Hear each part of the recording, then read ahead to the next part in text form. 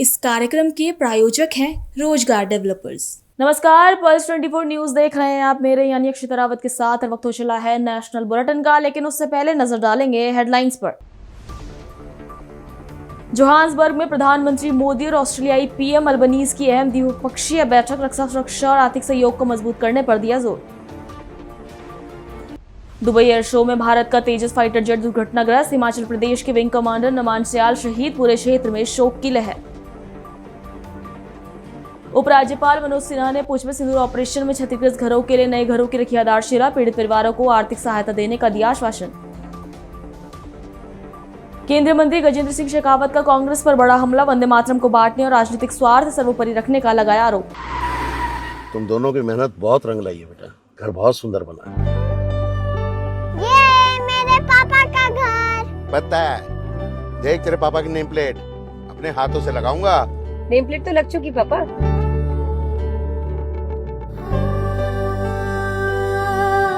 असल मेहनत तो आपने किया पापा, मुझे इस काबिल बनाने के लिए। वो जिंदगी भर किराए के मकान में रहे, लेकिन तो आज ये घर मेरा नहीं, ये है मेरे पापा का घर।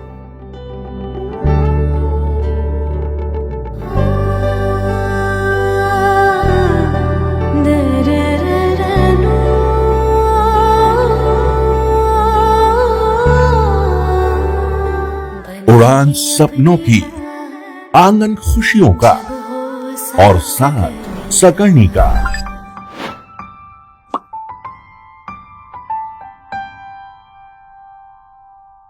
60 वर्षों से आपके साथ मनोरंजन और संस्कार का संगम, जाह्नवी मैगजीन। चलिए अब देखते हैं खबरें विस्तार से। दक्षिण अफ्रीका के जोहान्सबर्ग में प्रधानमंत्री नरेंद्र मोदी और ऑस्ट्रेलिया के प्रधानमंत्री एंथनी अल्बनीज के बीच अहम द्विपक्षीय बैठक हुई। इस दौरान ऑस्ट्रेलिया के प्रधानमंत्री ने भारत में लाल किले पर हुए आतंकी हमले और सऊदी अरब में बस हादसे में मारे गए भारतीय उम्रा यात्रियों के लिए संवेदनाएं व्यक्त की। बैठक में रक्षा सुरक्षा और आर्थिक सहयोग को और भी मजबूत बनाने पर भी चर्चा की गई। दक्षिण अफ्रीका के जोहान्सबर्ग में अंतर्राष्ट्रीय मंच के बीच भारत और ऑस्ट्रेलिया संबंधों को नई गति देने वाली मुलाकात हुई। अल्बनीज ने कहा, हमारे पास चर्चा करने के लिए बहुत कुछ है, हमारे रिश्ते बहुत मजबूत हैं, हम आर्थिक रिश्तों को और मजबूत कर सकते हैं, हमारे डिफेंस और सिक्योरिटी संबंध आगे बढ़ने के लिए बेहद जरूरी हैं। बैठक में इंडो पैसिफिक क्षेत्र में सहयोग, रक्षा साझेदारी, निवेश, व्यापार विस्तार और लोकतांत्रिक मूल्यों के आधार पर रणनीतिक संबंध को गहराई देने पर जोर रहा। दुबई एयर शो के दौरान भारत का तेजस फाइटर जेट दुर्घटनाग्रस्त हो गया और इस हादसे में हिमाचल प्रदेश ने अपना एक बहादुर सपूत खो दिया। कांगड़ा जिले के पटियालगढ़ गांव के रहने वाले 35 वर्षीय विंग कमांडर नमान सयाल इस विमान को उड़ा रहे थे। परिवार और पूरे क्षेत्र में शोक की लहर है। दुबई एयर शो में रूटीन फ्लाइट डिस्प्ले के दौरान भारत का तेजस विमान अचानक नियंत्रण खो बैठा। विमान उड़ा रहे विंग कमांडर नमान सयाल ने हादसे में अपनी जान गंवा दी। हिमाचल के कांगड़ा जिले के पटियालगढ़ गांव के रहने वाले नमांश केवल 19 साल की उम्र में एयरफोर्स में भर्ती हुए थे। वो सैनिक स्कूल सुजानपुर के 21वें बैच के होनहार छात्र रहे। पिता जगन्नाथ के मुताबिक नमांश अप्रैल में अपनी बेटी के साथ घर आए थे। घर वालों को क्या पता था कि वह आखिरी मुलाकात होगी। गांव के पूर्व प्रधान ने बताया कि नमांश का पार्थिव शरीर चेन्नई लाया जाएगा और उसके बाद उनका अंतिम संस्कार उनके पैतृक गांव पटियालगढ़ में किया जाएगा। पूरे इलाके में शोक के साथ साथ अपने इस वीर बेटे पर गर्व भी है। हमें तो कल शाम को पता चला था, मुझे तो 5 बजे के पता चला था। मेरा भाई दिल्ली में गया था, उसका फोन आया था कि ऐसे ऐसे जो हमारे गांव में अपना जगन्नाथ जो हमारे भैया जी हैं, उनका जो बेटा जो है वो दुबई में जो है अपना अभ्यास करने के लिए गया हुआ था। उसकी जो है मतलब दुर्घटना दरस्त हो गया है जहाज। मैंने वो सोचा यार ऐसा तो नहीं हो सकता, मैं पता करके बताता हूँ मैं आपको। तो जब पता चला, मुझे हमारे दुकानदार हैं यहाँ पास में ही हमारे, वे अपना तरसेम भाई जी जो कि करियाना का दुकान है उनको फ़ोन आया था हमारे भैया जगन्नाथ का, उनके पिताजी का, कि उन्होंने कहा था कि मेरे बेटे की जो मृत्यु हो चुकी है। तो सारे गांव में जो है शोक प्रकट हो गया और सारे गांव में सभी दुखी हैं। और अभी शाम को पता चला है कि उनकी जो है जो नमन जो उनकी जो मृत्यु हुई है उनकी बॉडी जो है वो मैसूर चेन्नई में आएगी और उसके बाद उनका जो अंतिम संस्कार जो होगा हमारे गांव से पटियालकर में ही होगा। जम्मू कश्मीर के उपराज्यपाल मनोज सिन्हा ने पुंछ में सिंदूर ऑपरेशन के दौरान क्षतिग्रस्त हुए प्रभावित घरों के लिए निर्मित घरों की आधारशिला रखी। इस दौरान उन्होंने कहा कि ये सच है कि कोई भी मुआवजा जीवन के नुकसान की भरपाई नहीं कर सकता, फिर भी प्रधानमंत्री मोदी के नेतृत्व में जम्मू कश्मीर प्रशासन के सहयोग से सभी पीड़ित परिवारों को अधिकतम आर्थिक सहायता मिले, इसकी कोशिश की गई है। जब पाकिस्तान द्वारा जानबूझकर हमारे नागरिकों को निशाना बनाया गया था तो विक्टिम परिवारों से मिलने हम लोग आए थे। ऑपरेशन सिंदूर के दौरान सिविलियन इलाके में पाकिस्तानी गोलीबारी के शिकार सभी 14 नागरिकों को श्रद्धांजलि उस समय भी दी थी। आज अपनी बात शुरू करने के पहले फिर से उन्हें अपनी ओर से जम्मू कश्मीर प्रशासन की ओर से हार्दिक श्रद्धांजलि अर्पित करता हूं। ये सच है कि कोई भी मुआवजा जीवन के नुकसान की भरपाई नहीं कर सकता है, फिर भी माननीय प्रधानमंत्री जी के नेतृत्व में जम्मू कश्मीर प्रशासन के सहयोग से सभी विक्टिम फैमिलीज को अधिकतम आर्थिक सहायता मिले, इसकी कोशिश की गई ताकि वो सम्मान और गरिमापूर्ण जीवन व्यतीत कर सकें। पुंछ में जब हम लोग आए थे तो उस समय भी हमने कहा था कि आपके पुनर्वास की एक व्यापक कार्य योजना जम्मू कश्मीर प्रशासन भारत सरकार के सहयोग से और कुछ स्वयंसेवी संस्थाओं के सहयोग से बना रही है। मैं इसे ईश्वर की कृपा ही मानता हूं कि जो हम लोगों ने सोचा था उसे पूरा करने का अवसर हमें प्राप्त हुआ है। पहले चरण में भारत के आदरणीय गृह मंत्री श्री अमित शाह जी के द्वारा 14 में से 13 विक्टिम फैमिली के निकट संबंधियों को सरकारी नौकरी दी गई। जैसा भी टुल्लू साहब ने बताया कि एक बच्चा कम उम्र का था तो उसे प्रशासन की ओर से आश्वासन पत्र दिया गया कि जब उसकी उम्र सरकारी नौकरी लायक हो जाएगी तो उसे भी सरकारी नौकरी दे दी जाएगी।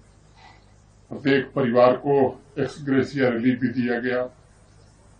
गंभीर रूप से घायल लोगों को 1-1 लाख रुपया मुआवजा दिया गया। 60 लोगों को मामूली चोटें आई थी, उन्हें भी 50-50 हजार रुपये प्रशासन ने दिए। रेड क्रॉस के द्वारा सभी प्रभावित परिवारों को आवश्यक सामग्री ताकि वो सम्मान से रह सकें और आर्थिक मदद भी पहुंचाई गई।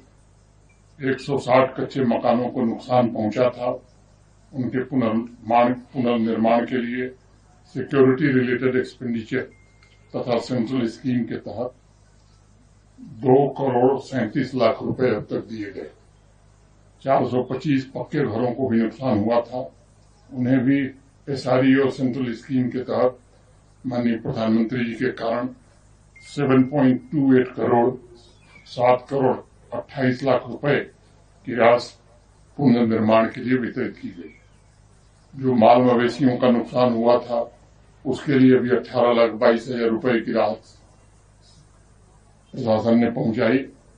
कुल मिलाकर ऑपरेशन सिंदूर में हुए नुकसान की भरपाई के लिए माननीय प्रधानमंत्री जी के कारण 12 करोड़ 84 लाख रुपए जम्मू जनपद के प्रभावित परिवारों तक जम्मू कश्मीर प्रशासन पहुंचा सका है। केंद्रीय मंत्री गजेंद्र सिंह शेखावत ने कांग्रेस पर बड़ा हमला बोला है। उन्होंने कहा कि कांग्रेस ने हमेशा राजनीतिक स्वार्थ को सर्वोपरि रखा और वंदे मातरम जैसे राष्ट्रगीत को भी सत्ता के लिए बांटने की कोशिश की। शेखावत ने दावा किया है कि देश के विभाजन की नींव भी इसी मानसिकता से रखी गई थी। केंद्रीय मंत्री ने आरोप लगाया कि कांग्रेस ने जीवन भर बांटने की राजनीति की और हर निर्णय राजनीतिक स्वार्थ से किया। उनका कहना है कि राष्ट्रवाद के सवाल पर देश की भावनाओं को बांटना किसी भी सूरत में स्वीकार नहीं है। मिलेगा और आपकी क्या प्रतिक्रिया इस पे? देखिए, निष्पक्ष चुनाव हो, शुचिता के साथ में चुनाव हो और मतदाता सूची का समय पूर्वक पुनरीक्षण होता रहे। ये जिम्मेदारी चुनाव आयोग की है और संविधान प्रदत्त अधिकारों के तहत चुनाव आयोग इस दायित्व को पूरा करता है। इस देश में अनेक बार इस तरह से स्पेशल इन्वेस्टिगेटिव रिव्यूज मतदाता सूची के हुए हैं। कांग्रेस पार्टी और कांग्रेस पार्टी के मुखिया महाराष्ट्र चुनाव के बाद में इस तरह के खुद आक्षेप लगा रहे थे कि मतदाता सूची में नामों में गड़बड़ियां हैं। उसके बाद में कभी वो हाइड्रोजन बम के नाम पर और कभी एटम बम के नाम पर इस तरह के खुलासे करते रहे। और जब स्पेशल इन्वेस्टिगेटिव रिव्यू इसको लेकर के प्रारंभ हुआ है, तब वो उसको लेकर के, जैसा आपने अपने प्रश्न में खुद कहा कि वो राजनीति कर रहे हैं, मुझे लगता है कि अब जब बिहार के चुनाव के बाद जनता ने स्पष्ट संदेश दे दिया कि न बांटने की राजनीति देश में चलने वाली है, न तोड़ने की राजनीति देश में चलने वाली है, न दुर्व्यवहार की राजनीति देश में चलने वाली है, देश में न परिवार की राजनीति चलने वाली है, केवल और केवल विकास की राजनीति और देश को विकसित करने के लिए प्रेरित और समर्पित राजनीति देश में चलेगी। अब उसके बाद में भी यदि किसी को समझ नहीं आता है तो अभी तो चुनाव होने बाकी हैं। बंगाल में चुनाव होगा, उसके बाद के जितने चुनाव होंगे, असम में चुनाव होगा। मुझे लगता है कि बाकी बचे हुए शायद संदेश जनता एक बार फिर ऐसे लोगों को दे देगी। लेकिन गहलोत साहब ये कह रहे हैं कि 12 राज्यों में क्यों, फिर उत्तर प्रदेश में भी करवानी चाहिए। उनको कहिए कि चिंता नहीं करें, सभी राज्यों में होगा। अभी 12 में हुआ है, 12 के बाद में शेष बचे हुए राज्यों में भी होगा। जब देशव्यापी प्रक्रिया चलती है तो चरणबद्ध तरीके से चलती है। पहले 5 राज्यों में हुआ था, अब 12 में हो रहा है, और शेष बचे हुए राज्यों में भी इन 12 में पूरा होने की प्रक्रिया पूरे होने के साथ साथ उसमें भी हो जाएगा। इसमें कहीं किसी तरह का न तो कोई संशय न कोई संदेह है। कुछ लोगों को ऐसा लगता है कि जो है हर चीज में कहीं न कहीं राजनीति होती है, क्योंकि कांग्रेस पार्टी ने, जब से कांग्रेस पार्टी का अस्तित्व या आविर्भाव हुआ था, तब से लेकर के हमेशा अपना हर कदम जो है वो राजनीति से प्रेरित रखा था, हर कदम सत्ता से प्रेरित होकर के रखा था।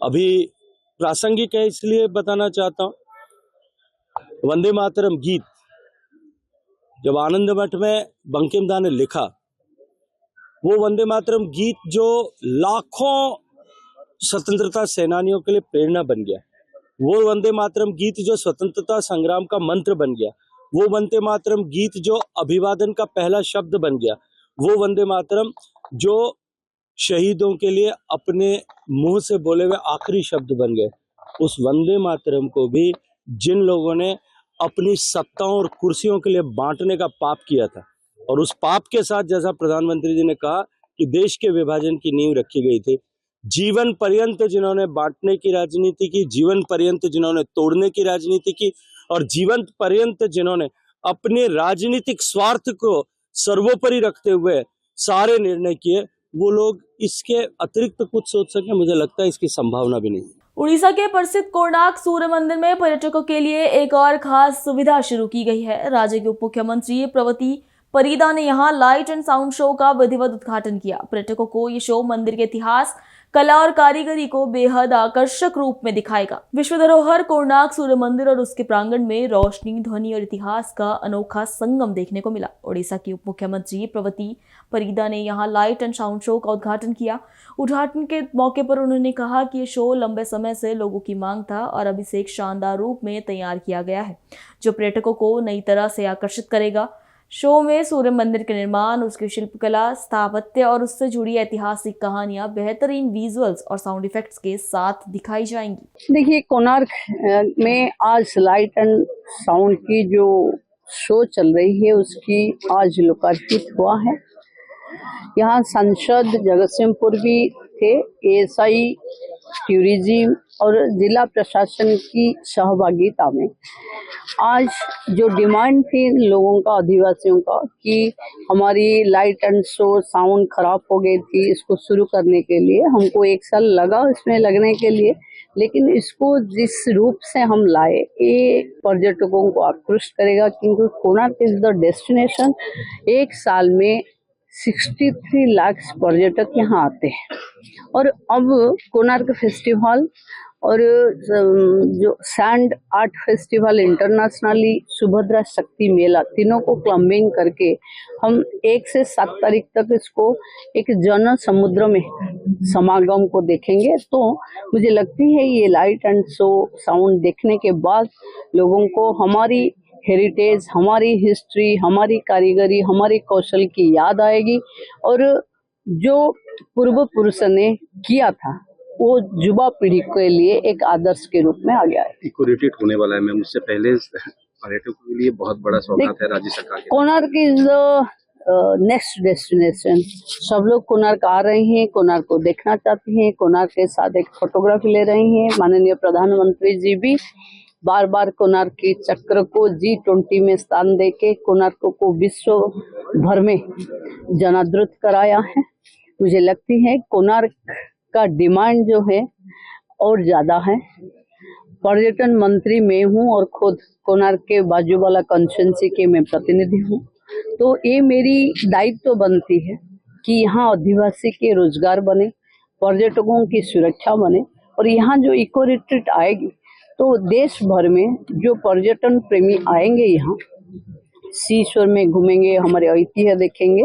मुझे लगती है इस साल से कोणार्क की जो थोड़ी थोड़ी डिमांड है उसको हम पूरा करते जाएंगे। कोणार्क को एक भव्य रूप हमारी पूर्व पुरुषों ने दिए हैं, वो ऐतिह्य दिए हैं, उसको सजाने की काम हम लोग करेंगे। बस कुछ दिन का इंतजार है मैम, और देश विदेश से पर्यटक आएंगे तो उनके लिए आपकी तरफ से देखिए, जो भी पर्यटक कोणार्क आना चाहते हैं मैं सबको स्वागत करती हूँ और कोणार्क एक शांति के साथ रहती है। यहाँ जो टूरिस्ट आएंगे उनका सुरक्षा के लिए हम लोग इस बार ज़्यादा फोर्स भी और मेला का भी तैनात किए हैं। जो पूरी भी आ रही हैं, एक बार कोणार्क घूम के आइए। और यहाँ जो इस बार कोणार्क फेस्टिवल में डांस परफॉर्मर हैं, बहुत माने देश विदेश में नामकरा अतिथियों हैं और सैंड आर्टिस्ट खुद पद्मश्री सुदर्शन जी ने प्रत्यक्ष और परोक्ष रूप से उसको आगे ले जाएंगे। तो मुझे लगता है जो भी इस टाइम पे आएंगे भरपूर मनोरंजन करके जाएंगे, तो इस टाइम कोणार्क को जरूर आना है। जोधपुर के बडली इलाके में NH 125 पर उस समय हड़कंप मच गया जब नगर निगम के कचरे से भरे डंपर ने बाइक सवार युवक को अपनी चपेट में ले लिया। 28 साल के युवक की मौके पर ही दर्दनाक मौत हो गई और इसके बाद ग्रामीणों का गुस्सा फूट पड़ा। जोधपुर के राजीव गांधी नगर थाना क्षेत्र में NH 125 पर बडली भैरोजी मंदिर के सामने दर्दनाक हादसा हुआ। बाइक सवार प्रीतम सिंह अपनी फैक्ट्री से घर लौट रहे थे और हाईवे पार करने के लिए कट पड़ खड़े थे। इसी दौरान नगर निगम का कचरे से भरा तेज रफ्तार डंपर कायलाना की तरफ से आते हुए उन्हें सीधे चपेट में ले लिया। टक्कर इतनी जोरदार थी कि बाइक डंपर के नीचे ही फंस गई। हादसे के समय हाईवे की दूसरी लेन पर NHAI का काम चल रहा है। दोनों तरफ का ट्रैफिक एक ही लेन से डाइवर्ट होने के कारण सड़क पर भारी दबाव था और यही दुर्घटना होने का बड़ा कारण बताया जा रहा है। ये जो बडली के अंदर हादसा हुआ है इसके बारे में? ये बडली में है, बडली भैरोजी का एक मंदिर है और बडली भैरोजी के मंदिर से पास एक रिंग रोड निकलती है और ये आगे केरू की तरफ जाती है और बडली गांव से आती है। पीछे से ये अखलिया कायलाना से होते हुए आती है। तो एक नगर पालिका का डंपर जा रहा था और इस रोड पे नेशनल हाईवे अथॉरिटी का काम भी चल रहा था। तो काम चलने से वो जो ये ट्रक था कचरे का भरा हुआ था, वो हो सकता है कि वो काम एक ही रोड पे काम चलने से पूरा ट्रैफिक एक ही रोड पे चल रहा था, तो रॉन्ग साइड में उसने उस व्हीकल को टक्कर मारी और मोटरसाइकिल चालक की मौके पर ही डेथ हो गई और मोटरसाइकिल पूरी तहस नहस हो गई। और मोटरसाइकिल चालक का नाम प्रीतम सिंह राजपुरी था, वो बडली गांव का ही रहने वाला था। तो घटना का मुख्य कारण क्या था? घटना का मुख्य कारण तो अभी इस चीज का तो चश्मदीद गवाही बता सकता है कि एक्सीडेंट कैसे हुआ, लेकिन ट्रक रॉन्ग साइड से आ रहा था और जिस प्रकार से एक्सीडेंट हुआ तो हो सकता है कि कहीं कहीं या तो व्हीकल तेज गति से चला रहा हो, स्पीड से होगा, और या फिर ऐसी अचानक कोई परिस्थिति बनी होगी जिसके कारण ब्रेक लगाने के कारण वो अनकंट्रोल हो गया हो। क्योंकि जो एक्सीडेंट हुआ था वो ठेठ रेलिंग के तोड़ते हुए अंदर घुसा था, तो इसलिए काफी बड़ा एक्सीडेंट था। और नेशनल हाईवे अथॉरिटी को भी इस संबंध में पब्लिक की डिमांड थी, तो उन्होंने कहा कि भाई इस पे स्पीड ब्रेकर बढ़ा दें ताकि रोड में पहले भी एक्सीडेंट हो चुके हैं ताकि पुनरावृत्ति घटना की नहीं हो। ट्रक चालक के खिलाफ कोई कार्रवाई हुई? हाँ, ट्रक चालक को उसी समय पकड़ के थाना वाले लेके गए थे। रिश्वत कार्रवाई करने के लिए उनको निर्देशित कर दिया गया था। हरियाणा के शहजादपुर क्षेत्र में नारायणगढ़ शुगर मिल बनौदी में गन्ना पेराई सत्र का विधिवत शुभारंभ किया गया। हवन यज्ञ के साथ नए सत्र की शुरुआत हुई, जिसमें बड़ी संख्या में किसान, मिल अधिकारी और प्रशासनिक अधिकारी मौजूद रहे। गन्ना उत्पादन और क्षेत्र की अर्थव्यवस्था के लिए ये सत्र बेहद ही अहम माना जाता है। इस अवसर पर एसडीएम शिवजीत भारती ने किसानों, मिल प्रबंधन और कर्मचारियों को शुभकामनाएं देते हुए कहा कि ये मिल हजारों किसानों और कर्मचारियों की आजीविका और क्षेत्र की आर्थिक प्रगति से जुड़ी हुई है। वही यूनिट हेड वीके सिंह ने भी सत्र शुरू होने पर किसानों और कर्मचारियों को बधाई दी। सबको, नारायणगढ़ के वासियों को और अपने किसान भाइयों को बधाई देना चाहती हूँ कि आज से हमने शुगर मिल का पिराई सत्र शुरू कर दिया है। तो जो भी टेक्निकलिटीज हैं, कितना गन्ना आया है और कितना गन्ना हम एक्सपेक्ट कर रहे हैं, वो सब तो बाद में बताया जाएगा। पर अब हम उम्मीद करते हैं कि इस साल हम लोग शुगर मिल अच्छे से चलाएंगे और ज्यादा से ज्यादा गन्ना क्रश करेंगे। मैम, किसानों में कुछ पिछले प्राइस दर का पैसा रुपया है लगभग 10-11 करोड़ की, उसका कैसे होगा? नहीं, उसका हमने पहले भी किसान भाइयों से ने भी हमसे आके ये बात पूछी थी और विधानसभा सत्र में भी ये बात उठाई गई थी। तो हमने वहां भी आश्वासन दिया था कि हम मिल शुरू होने के 1 महीने के अंदर अंदर सारा जितने भी पुरानी पेमेंट है वो पूरी कर देंगे। मैम, कुछ सुनने में आ रहा है कि किसानों की समस्या है कैंटीन वगैरह के अंदर, तो खाना वगैरह अच्छा नहीं। कैंटीन तो देखिए, आज शुगर मिल शुरू हुई है तो आज अभी तो कैंटीन शुरू हुई होगी। नहीं, जो भी है डायरेक्शंस दे दी गई हैं कि जो भी किसी भी किसान को इशू आता है उसको टाइमली रिजॉल्व किया जाए। अभी भी कैंटीन को एक बार चेक करा लेंगे। अगर ऐसा हमारे किसान भाइयों को लगता है कि पिछली बार कोई दिक्कत आई थी तो हम पूरी कोशिश करेंगे और इंश्योर करेंगे कि इस बार वो दिक्कत ना आए। हर बार क्या होता है क्राइस्ट में जब किसान अपने गन्ना लेकर आता है तो अंदर जगह नहीं मिलती, बाहर ही रोड के ऊपर ट्रॉलियां जो है उनकी खड़ी होती है, इसकी वजह से यातायात में बड़ी समस्या आती है। नहीं, उसका भी इस बार हमने ध्यान रख लिया है। हमने अंदर यार्ड साफ करा लिया है अपना अच्छे से। यार्ड में एनफ जगह है तो जरूरत नहीं पड़ेगी इस बार कि सड़कों पर ट्रॉली को खड़ा करना पड़े और यातायात में कोई समस्या नहीं है। किसानों के लिए क्या करना चाहते जी? किसानों के लिए कोई वो अन्य कोई फैसिलिटी जैसे कि शुगर मिल या करने के लिए? नहीं, अभी तो देखिए एज ऑफ नाउ तो अभी कुछ नहीं है। वो जैसे जैसे सीजन लगेगा, अगर हमको लगता है कि किसी भी चीज की जरूरत है तो शुगर मिल का जो प्रबंधन है, जो प्रशासन हम यहाँ देखते हैं, वो हम हमेशा इस बात के लिए ओपन रहते हैं कि किसानों को जिस भी तरह की कोई दिक्कत है उसको सॉल्व किया जाए। मैडम, रात को जिम्मेदार रहते हैं तो जैसे कि उनको ठहरने की सुविधा होती है तो उनके जो रहने का स्थान है वो अच्छा नहीं है, कुछ जिम्मेदार ने ऐसा सोच लगाया। कोई बात नहीं, मतलब वो भी हम लोग चेक करा लेंगे। अपनी तरफ से हम पूरी कोशिश करेंगे कि किसी भी किसान को किसी तरह की समस्या न आए। अभी के लिए इतना ही। देश दुनिया की तमाम बड़ी खबरों के लिए बने रहिए पल्स 24 न्यूज के साथ। नमस्कार। तुम दोनों की मेहनत बहुत रंग लाई है बेटा, घर बहुत सुंदर बना है। ये मेरे पापा का घर। पता है, देख तेरे पापा की नेम प्लेट अपने हाथों से लगाऊंगा। नेम प्लेट तो लग चुकी पापा।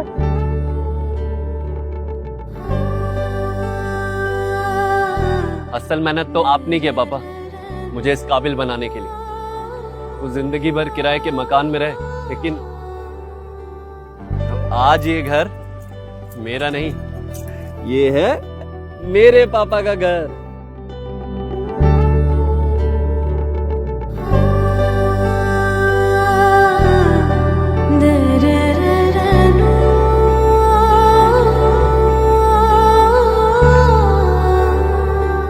उड़ान सपनों की, आंगन खुशियों का और साथ सकर्णी का।